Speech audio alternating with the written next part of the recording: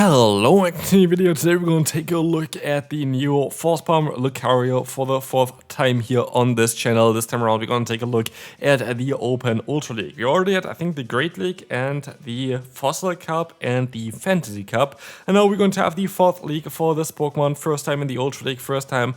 Maybe a little bit bulkier, maybe a little bit better. Let's find out here together. Still the same moveset of Force Palm, the Thunder Punch, as well as the Shadow Ball. In the current meta, Thunder Punch is kind of something that you have to kind of run because of all of those water type Pokemon. Yes, so many around, like the Poliwrath, like the Feraligatr, but also against all those flying type Pokemon that are currently around. It is quite a decent move to go for. Here we're going to see all the battles I did with this team as well for the Open Ultra League. Those battles were quite fast because this team is a little bit squishy, especially the Lucario is kind of squishy here.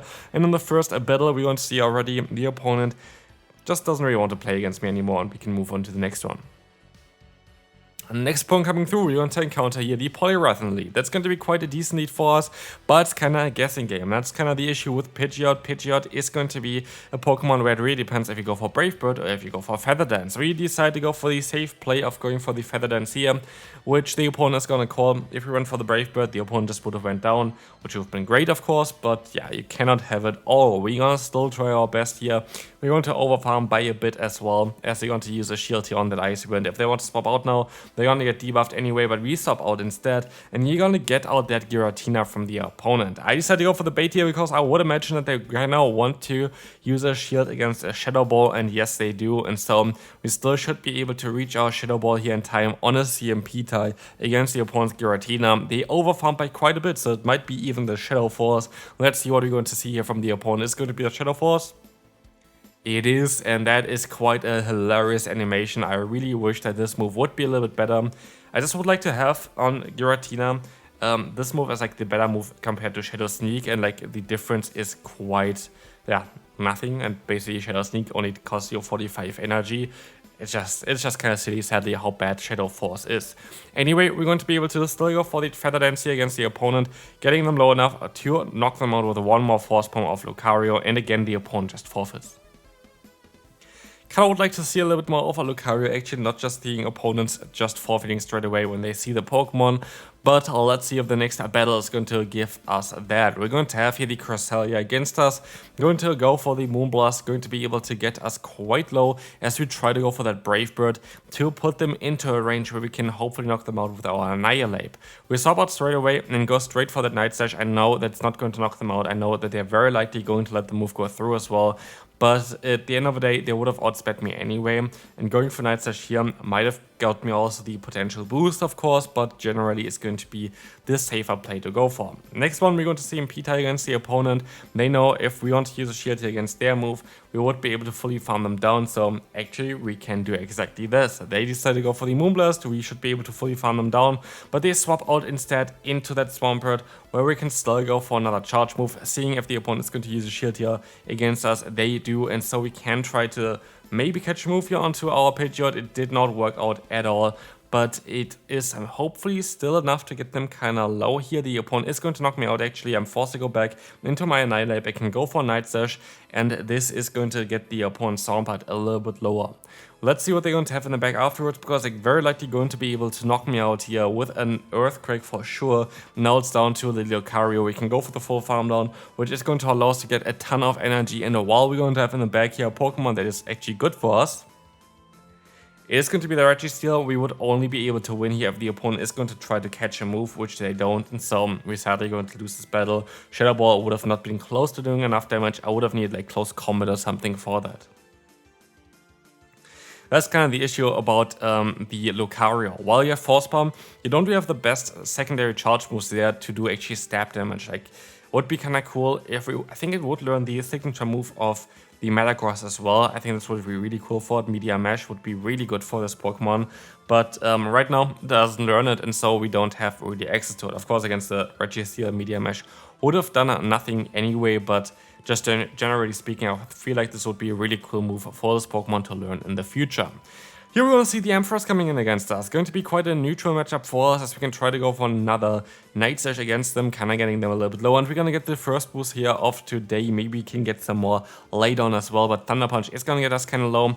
And I'm going to decide to let the move go through, because now I can go back into my Pidgeot, go for the full farm down here as well, and get some nice energy for whatever wants to come in next. It is going to be again that Sylveon. We try to go for the full farm down, but as you can see, it does not really work out, and we rather decide to go for that Feather Dance to get the knockout against them.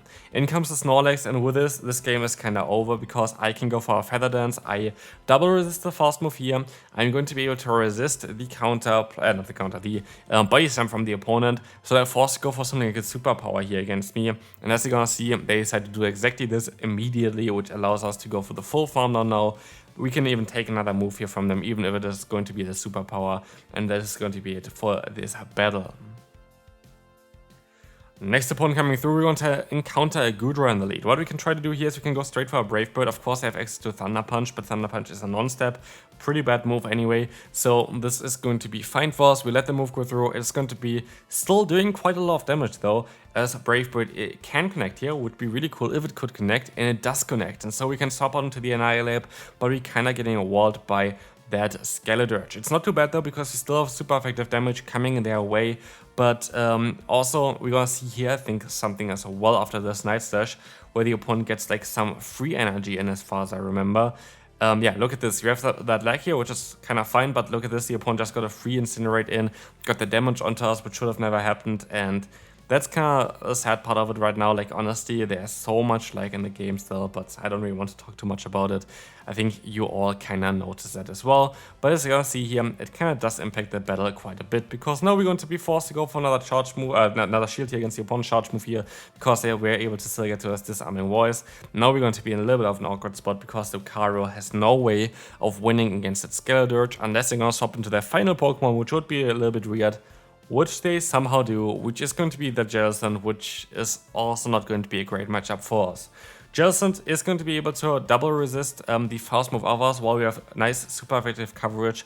It's just not going to help us. Like, the Shadow Ball is going to knock us out here anyway, basically, and so that is going to be a good game. We can move on to the next opponent. Shadow Dragonite is most likely one of the worst possible Pokemon to encounter for us. We can go for that Feather Dance, hope for the best, but at the end of the day, we kind of want to use a shield here, just so we're not going to get hit by a normal move from the opponent. It's very likely that the opponent just let the move go through, and now they're going to be in a great spot, because we have a shield already used against them, and our only play is to try to catch the move here onto the Annihilate, which now, of course, barely does any damage after the double debuff, especially as it's going to be the superpower. You're going to get out the opponent's Feraligatr here, which is great, because Feraligatr is running Shadow Claw. It's going to be something that we're going to use up later anyway against our Pidgeot, which is going to be fine, but we're going to get them kind of to range for the Pidgeot first, which is cool. Also, I guess we would have been kind of fine with our Lucario here, but we should be able to still go for a Brave Bird here and knock them out. I would imagine that they let the move go through. I feel like it's for them not really worth it to keep this Pokemon around. And yes, now it's down to Registry in the back, and we make a huge mistake here, which we saw already. I did not wait out the switch clock, and I did not think that this would matter at all, but it did matter. If I would have been able to swap out straight away, I feel like this would have been a very different game. But like this, I am not really having any chance at all, because the opponent just had so much energy advantage already that I'm not going to be able to reach another move in time. And I needed that extra move in order to try to get them a little bit lower, so our Pidgeot would have been able to tackle them with some Brave Birds. So here, our only hope is that they decide to use a shield here. They decide to maybe swap out, give us some more energy. I'm not too sure, but they decide to do exactly the opposite. Let the move go through, and like this game is over.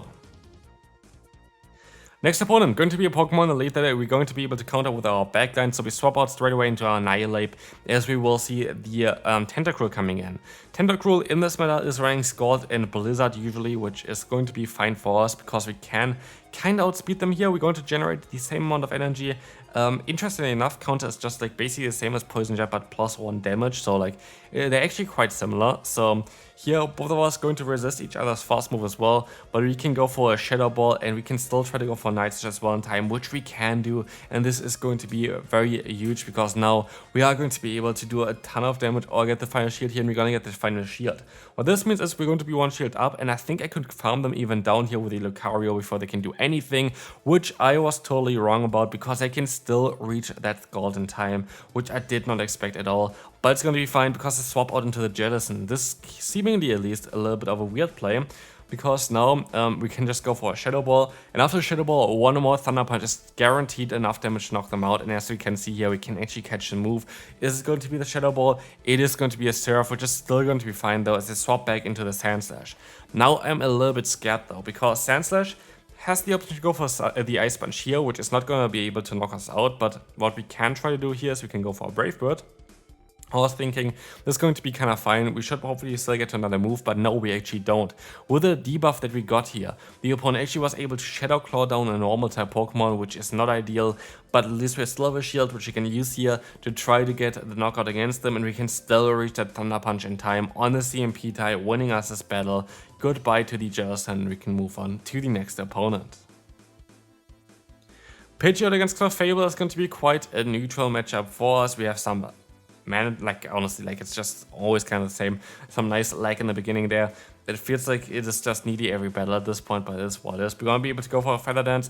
The opponent is gonna go for their own extra charge move. They're of course debuffed here, which is going to be kind of great because now Moonblast is not going to two-shot us. They're gonna go into the Gliscor. I'm forced to kind of go for one more Feather Dance or a Brave Bird against them. I actually decided to use a shield here as well, and they get the boost. And with this game's over. I can just forfeit.